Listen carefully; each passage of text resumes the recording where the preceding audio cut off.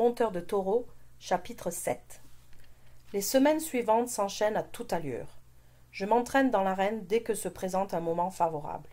Je passe tellement de temps à éviter ma mère et les parents de Jana que je me sens comme un agent secret. Tout va très bien entre maman et moi.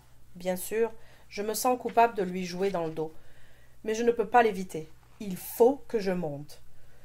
Tout cet entraînement illégal me profite. Chase ne manque jamais de grogner et de ronchonner lorsque je fais une erreur. Mais je sais qu'il trouve que je progresse. Il me laisse même monter les gros taureaux lorsqu'ils ne sont pas partis dans les rodéos. Après 3 semaines, je les ai tous essayés, sauf un. Pourquoi ne me laissez-vous pas essayer celui-là une autre fois? Chase sait ce que je veux dire. Parce que tu n'es pas encore prêt à monter, Rhino. Je sais que ça ne m'avance à rien de me mettre en colère contre Chase, mais je n'apprends pas vite. Eh bien, quand est-ce que je vais être prêt? L'année prochaine? Chase hausse les épaules. Peut-être. Pourquoi est-ce que ça te presse tant? C'est à mon tour de hausser les épaules. Pour rien. Je veux le monter, c'est tout. Ce n'est qu'une partie de la vérité. Suffisante pour l'instant. Mais j'ai oublié Terreur, qui traîne aux alentours comme d'habitude. Ouais, dit-elle, il veut se prouver qu'il est capable de le faire parce qu'il s'est inscrit au rodéo qui aura lieu dans 2 semaines. Chase me regarde avec un intérêt accru. C'est vrai? Demande-t-il. Je lance un regard furieux à Terreur. J'avais l'intention d'en parler à Chase en temps opportun. Certainement pas maintenant. Ouais, je me suis inscrit avant que vous ne commenciez à m'entraîner. Qu'est-ce que tu penses que ta mère va dire de ça? Je pousse un soupir. Bonne question. Je me la suis déjà posée 1000 fois. Je ne sais pas, dis-je d'un ton las. Mais il faudra qu'elle le sache un jour. Tu as bien raison, dit Chase en s'éloignant. Je n'ai aucune idée de ce qu'il veut dire. La date du rodéo approche et j'y pense sans arrêt. L'inquiétude me coupe l'appétit.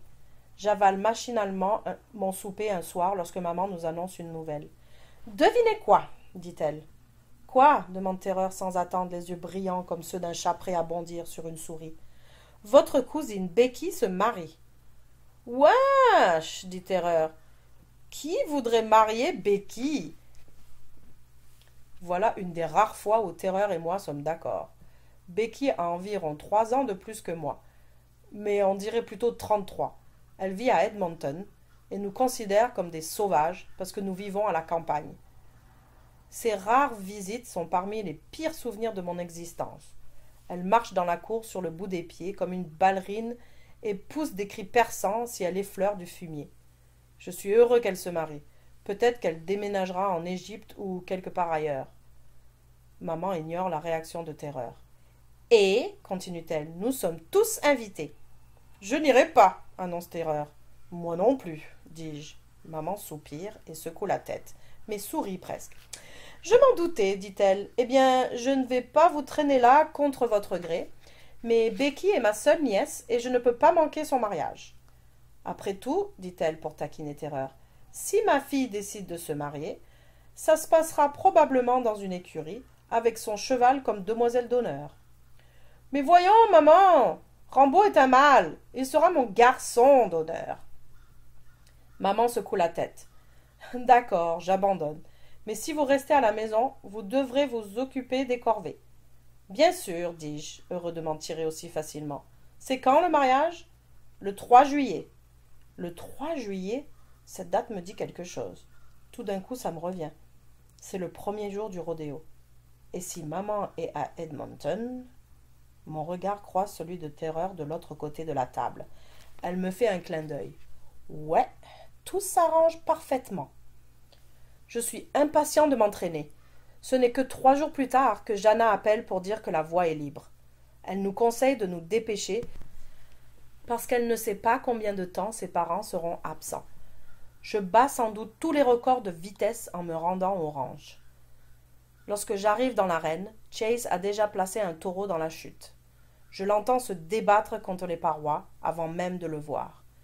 Mes yeux s'ajustent à l'obscurité et je distingue une grosse masse noire. Puis le pâle reflet d'une corne noire. D'une seule corne.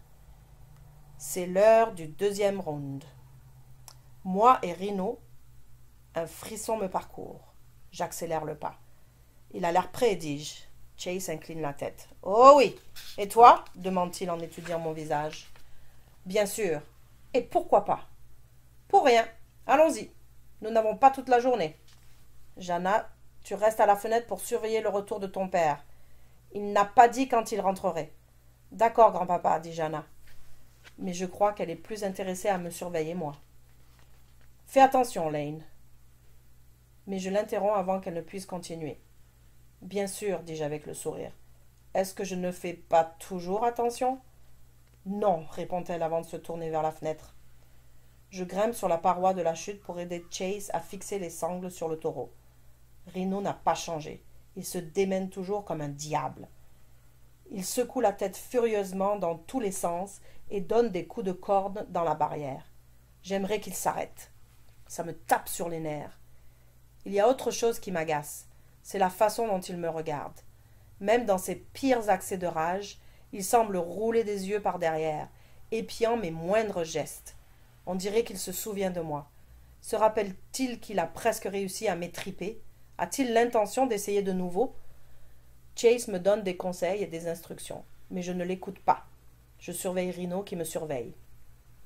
Vas-y, dit Chase dont la voix m'atteint finalement. Monte-le et sors avant qu'il ne démolisse la chute. Hein? Oui, bien sûr, dis-je en marmonnant. J'enjambe la planche supérieure de la chute et me laisse descendre tout doucement sur le dos de Rhino. Je dépose mon poids sur lui et ajuste ma sangle. Je sens ses muscles onduler sous moi. J'ai la gorge et l'estomac noués. Rhino essaye de m'éperonner la jambe. Il mugit d'une voix basse et menaçante. Je suis inondée de sueur. Chase pose la main sur mon épaule. « Lane, demande-t-il d'une voix douce, es-tu vraiment prêt pour ça? » Je respire profondément. « Ouais, dis-je d'une voix calme, je suis prêt. Allons-y. Ouvrez la porte. » Chase descend de la paroi. Il s'apprête à ouvrir la barrière lorsque le cri de Jana retentit. « Hé les gars, le camion de papa est dans le tournant !» Je marmonne doucement quelques jurons, tandis que je remonte la paroi de la chute. Personne ne sait que ce sont des jurons de soulagement. « Dommage, dit Chase d'un ton déçu. Ramenons ce taureau au plus vite. Vous devrez tous deux patienter jusqu'à la prochaine fois. » « Ouais, dis-je en retirant ma sangle, c'est vraiment dommage. » Chase ouvre la barrière du fond et je regarde Rhino rejoindre les autres taureaux dans le corral. Mes mains tremblent encore 1 heure plus tard. Rhino et moi n'aurons peut-être pas l'occasion de nous revoir. Il se trouve que, quelque temps après, les parents de Jana l'ont amené dans un rodéo et au retour, il s'est fait écraser un pied. Il ne sera sans doute jamais plus le taureau enragé que j'ai connu. Il pourrait même être recyclé dans l'industrie alimentaire. En apprenant cela, j'essaye d'éprouver de la compassion pour lui, mais sans grand succès.